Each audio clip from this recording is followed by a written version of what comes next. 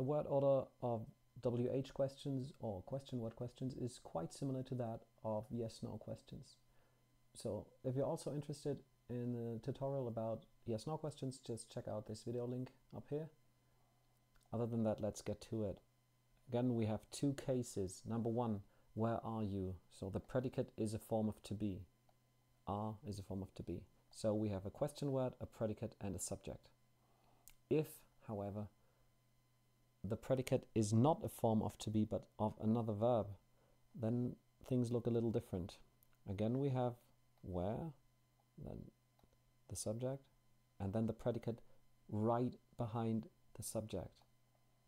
And what's right after the question word? That is an auxiliary. So then we have question word, auxiliary, subject, predicate, and then the rest, whatever else there might be.